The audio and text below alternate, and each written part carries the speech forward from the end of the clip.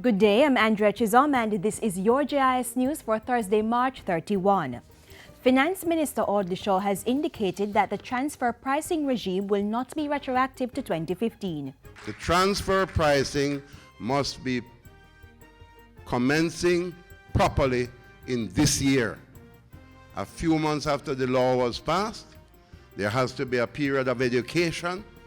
There must be companies understanding how to put together their advanced pricing agreements, and we can do the thing in an orderly fashion. You cannot impose complex legislation like that retroactively. It cannot be done, and I'm going to ensure that that is not insisted upon. Transfer pricing has to do with setting the price of goods and services sold between connected companies. It is used by multinational companies for sales and services within their corporate groups and by individuals in transactions with corporations under their control. The Senate passed amendments to the Income Tax Act in December to prevent tax leakage through the transfer pricing system. The increase in pension payments to government pensioners will take effect on April 1. Finance Minister Audley Shaw told Parliament that over 35,000 persons would benefit from the increase, which is retroactive to July 1, 2015. Government pensioners receiving $60,000 per month will get $1,100 more, while those receiving just under $30,000 per month will get $2,000 more. Widowers will receive an increase of $14,400 per annum or $1,200 per month, while dependents will receive an increase of $20,400 per annum or $1,700 per month. The security forces have intensified their surveillance of abattoirs and markets to put an end to the sale of stolen meat and agricultural produce. The initiative is being carried out under an anti-crime plan dubbed Operation Tidal Wave.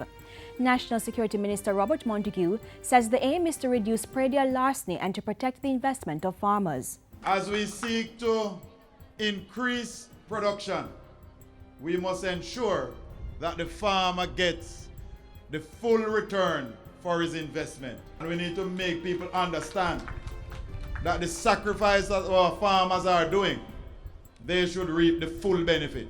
Minister Montague was speaking Monday at the 30th staging of the St. Mary Agri Expo. Government plans to honor Jamaican athletes who participated in the recent Carifta Track and Field Championships as well as the Carifta Swimming Championships. Sport Minister Olivia Grange made the disclosure at Tuesday's press conference to welcome home the youngsters. It's important that we invest in our young people.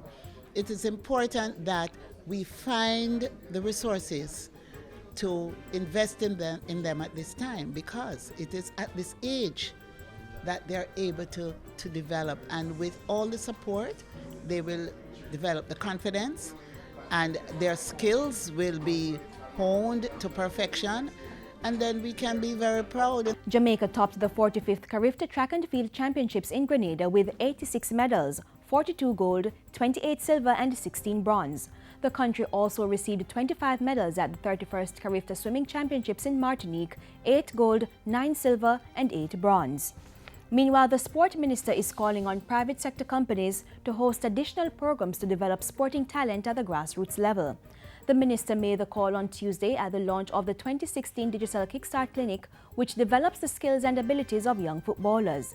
This year, coaches from Manchester City Football Club, a top team in the English Premier League, will work with the young footballers. I would like to see it replicated within our community clubs, within schools, and even religious organizations, and must involve parents, teachers, and certified coach educators. The Digital Kickstart Clinic began in 2008. And finally, residents of Trinityville and surrounding communities in St. Thomas now have a better understanding of climate change. This follows a recent climate change awareness function at Robert Lightburn High. It was held under the theme, Climate Change, Be Climate Smart. Chairman of the Trinityville Benevolent Society, Terence Cover, said the initiative was carried out through the Trinityville Integrated Management and Disaster Risk Reduction Project. For us to engage the community, it's very good. This project is funded by the Caribbean Development Bank through their Community Disaster Risk Reduction Fund. And so the Trinityville cluster of communities are now engaged, and we are doing a number of initiatives. So this wellness fair today is just one of those actions under the project. And that's it for GIS News today. I'm Andrea Chisholm. Thank you for watching.